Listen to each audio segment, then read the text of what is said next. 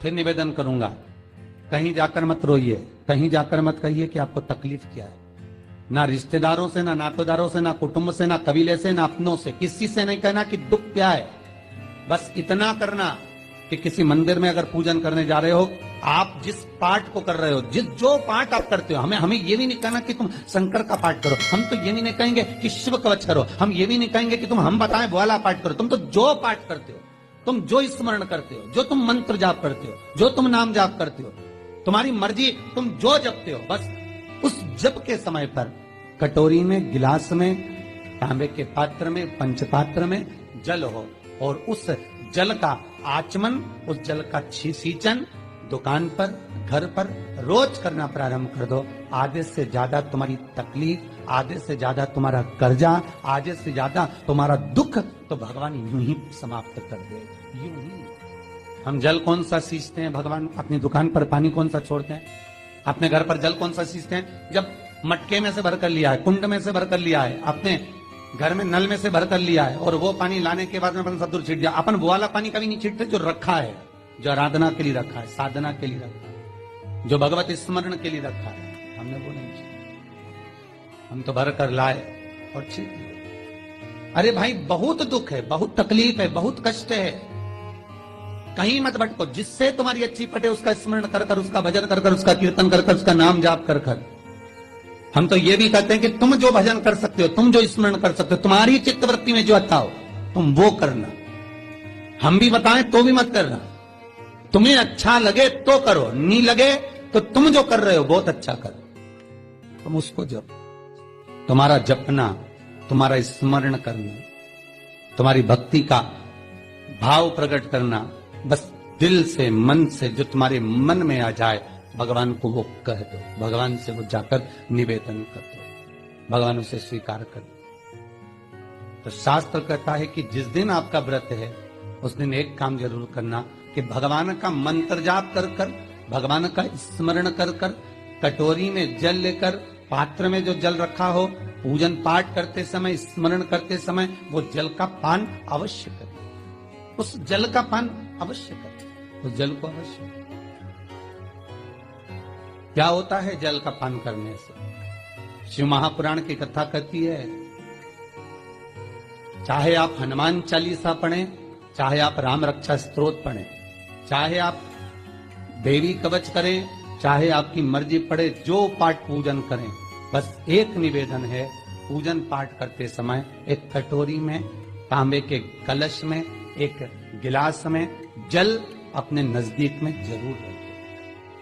क्या होगा उससे? आप जितना पाठ करेंगे, आप जितना पूजन कर रहे हैं, आप जितनी आराधना कर रहे हैं, आप जितनी साधना कर रहे हैं, आप जितना तप कर रहे हैं, आप जितना हनुमान चालीसा, दुर्गा चालीसा, राम रक्षा स्तोत्र, यमुना अष्टक, गोवर्धन चालीसा, जो भी आप जप रहे हैं, जो भी आप सर्वोत्तम जी का पाठ करें, आप जिस भी पाठ को कर रहे हैं, उस पाठ को करते समय अगर जल तुम्हारे पास में रखा हुआ है तो तुमने जब पाठ किया तो उसका जो तात्विक अंश है वो जल के अंदर जाएगा और वो जल जब हम ग्रहण करेंगे तो हमारा जीवन आनंदित हो जाए। पहले के संतों को उठाकर देखिए, पहले के साधुओं को उठाकर देखिए, पहले के तपस्वियों को उठाकर देखिए।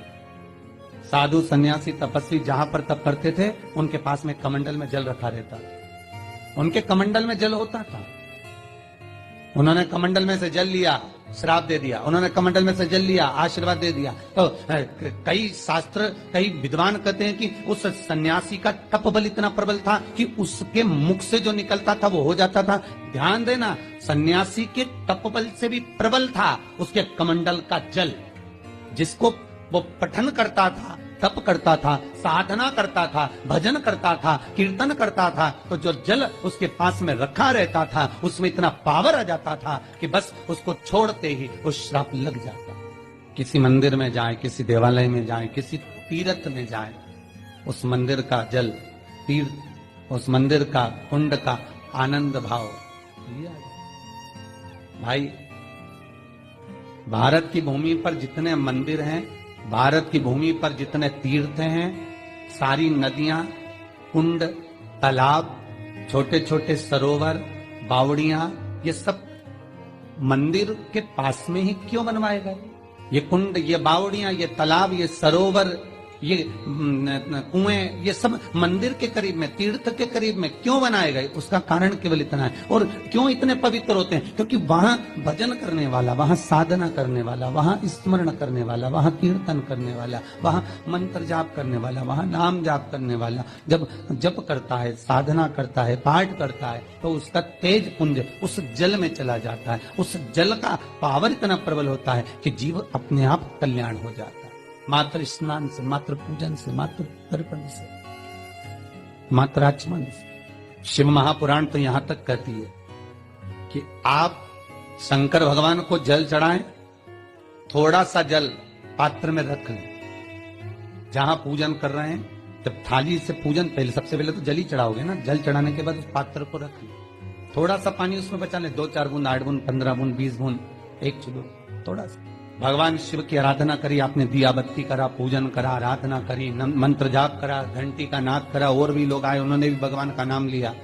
जब घर की ओर प्रवेश करें, पूजन की थाली जब लेकर चलें, तो जो कलश में जल हो उसका आचमन कर लें या अपने ऊपर छीट लें, उससे सुख का अनुभव होता है। स्कंद पुराण कहती है मनुष्य के जीवन के दुख को समाप्त करने में जल की परिभाषा प्रबल है।